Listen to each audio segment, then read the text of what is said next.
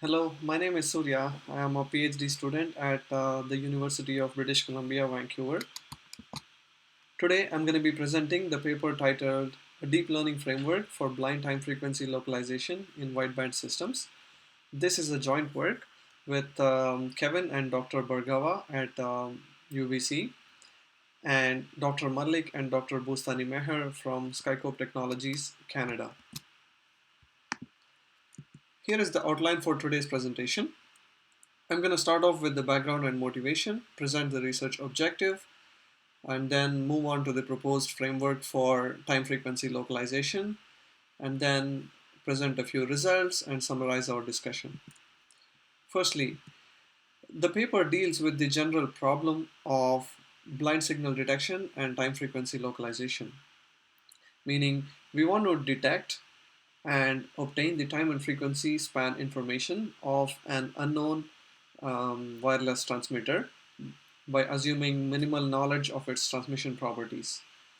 Applications for this research problem include wireless surveillance, for example, to detect intruders, jam the narrowband signals transmitted by them, and send security alerts if you find an intruder.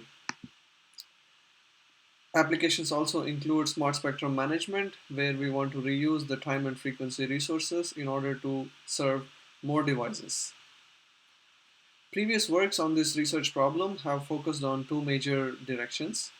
Firstly, edge detection with morphological processing, where the main drawbacks are that simple interference-free and white noise scenarios have been considered.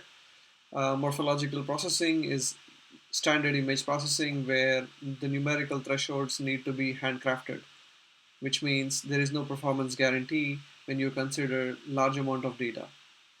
The second direction has been called change point detection based on statistical features. Most of the works on change point detection have focused on time only or frequency only localization. The extension to joint time frequency localization usually involves a significant overhead and is not worth pursuing. Also, hyperparameter optimization in these methods is very non-trivial. To build upon the state of the art, we propose in this paper a data-driven approach where diverse interference and noise types are considered.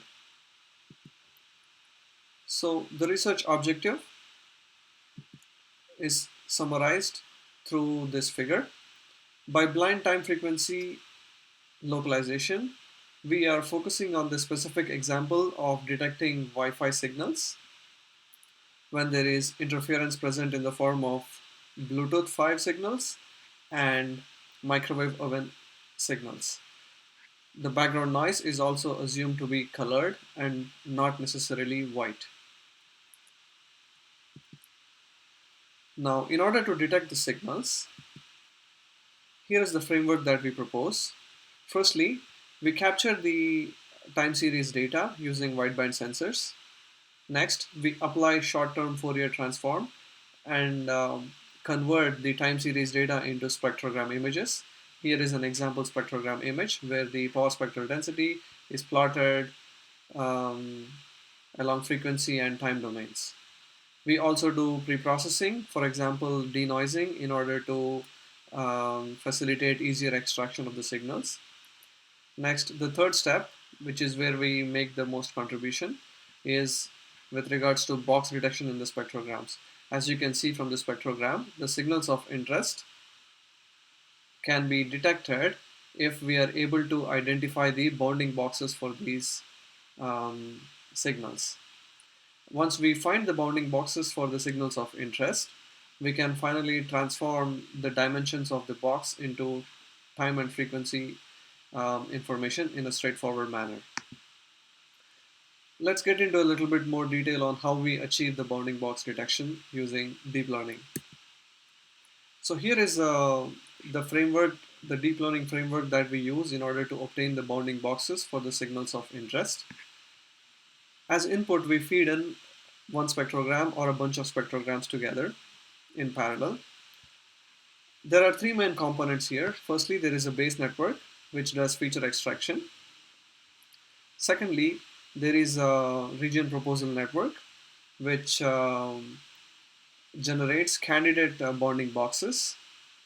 And finally, there is a detector network, which fine-tunes the boxes that are obtained from the um, RPN and gives out the final bonding boxes as well as the detection probabilities associated with each box. Getting into a little bit more detail, the output of the base network is basically a convolutional feature map. Um, from this feature map, the RPN extracts certain features and then does classification and regression on them. This feature extraction layer by default has a size of 256, but in this work we have downscaled it to 128 filters. Similarly, the candidate boxes that are output by the RPN um, are further processed through another round of feature extraction inside the detector. The feature extraction layer here normally is of size 4096, but for our task we have downscaled it again to 2048. Um, and after the feature extraction is done, we perform classification and regression on the features and then output the bounding boxes. Now, this is the downscaled faster RCNN architecture that we have considered in this work. In order to perform blind signal detection and time frequency localization, we need to tailor this architecture for the problem at hand. For that, firstly, we choose VGG13 as the base network. We have tried multiple base networks and found that VGG13 gives us the best performance. Secondly, the anchors, which are basically the references from which the RPN generates the candidate bounding boxes. The sizes of those anchors needs to be decided. We choose them based on the expected size of the signal. For example, if we are interested in 2.4 gigahertz Wi-Fi signals, then the bandwidth is typically 20 megahertz and the time span is typically 0.15 to 15 milliseconds. Next, for the feature extraction layer inside the RPN, we reduce the standard size from 256 to 128 filters.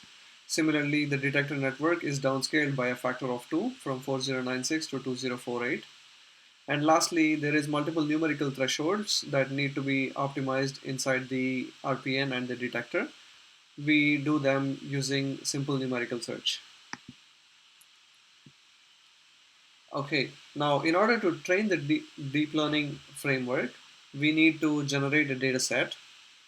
What we do is consider a data set of 200 captures, each of duration 90 milliseconds and bandwidth 56 megahertz. We generate them synthetically with Wi-Fi in the 2.4 gigahertz range as a signal of interest and interference in the form of Bluetooth 5 and microwave oven signals. Here is the composition that we follow for the dataset in order to keep the diversity. Other properties for the signals such as transmission power, packet delay, frequency hopping in the case of Bluetooth, and the magnetron timings in the case of microwave oven are chosen based on standard values. Moving on to the results that we obtain. Firstly, we explain our choice of VGG13 as the base network for initial round of feature extraction. On the left side, we plot the precision versus recall curve. Precision and recall are two standard metrics used in object detection to measure the performance of the algorithm. Precision focuses on the number of true positives and the number of false positives, whereas recall focuses on the number of true positives and the number of false negatives. Ideally, the area under the precision versus recall curve needs to be as large as possible in order for the algorithm to be considered as the best. So here we can see that when compared to VGG10 and ResNet 50, the VGG13 model, when it is initialized with pre-trained weights and it is configured as trainable, the green curve, it gives us the best performance, the best precision versus recall performance. Now, precision and recall are two unique metrics. If you want to combine both of them into one abstract metric, then the mean average precision is a suitable metric. What we do here is basically consider a certain number of recall levels, predefined recall levels, for example, zero point 0.1, zero point 0.2, zero point 0.3, so on up to 0.9. And we take the precision at each recall level and take the average. The average is called the mean average precision. The higher the mean average precision MAP value, the better the performance of the algorithm.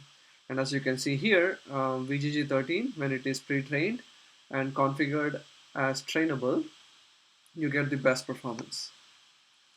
Next, we do a performance comparison with the state-of-the-art morphological processing method and support vector machine method with histogram of ordered gradient features. We also demonstrate why we downscale the default faster RCNN framework from RPN size of 256 to 128 and detector size of 4096 to 2048. As you can see here, the downscaling factor of 2, which is the green curve, gives the best MAP performance, and it also covers the maximum area under the precision versus recall curve, right?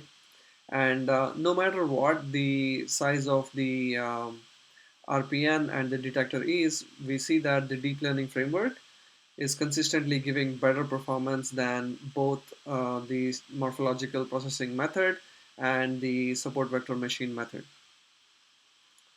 Okay, now moving on, a natural question that comes up is how does the performance translate in the case of real RF captures?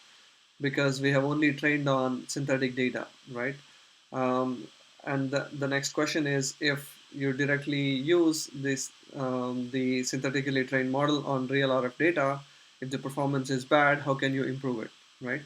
So firstly, the orange curve shows the MAP performance when the test data is real and the training data is synthetic.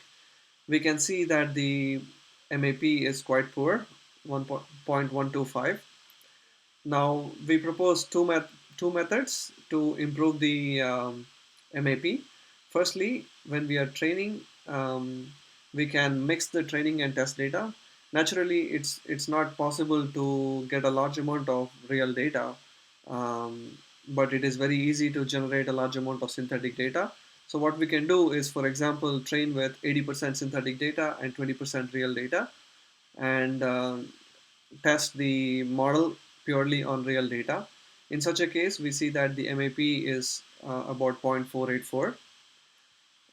Um, for another method, what we do is we train the model using synthetic data only, and then we fine tune it with a small amount of real data. By fine tuning, what we mean is we just run a small round of additional training with a small amount of real data. And we see that this later approach of model fine-tuning gives the best MAP performance of 0.6204. Nevertheless, the performance is not as high as what we would see with uh, training with synthetic and testing with synthetic data. To summarize our discussion so far, we have proposed a downscaled faster RCNN framework for blind signal detection and time frequency localization. The proposed framework achieves the best performance when we use VGG13 for the base network. We configure it as trainable and initialize it with pre-trained weights. Secondly, we downscale the RPN and the detector sizes by a factor of 2. And lastly, for improved performance in the case of real RF traces for test data, we perform model fine-tuning. As the next steps, we are currently working on an architecture that can perform the same blind signal detection and time frequency localization task for different signal sizes simultaneously, and it can perform very well under low SNR conditions. Thank you for listening. If you have any questions, please feel free to email at the following email address. Thank you.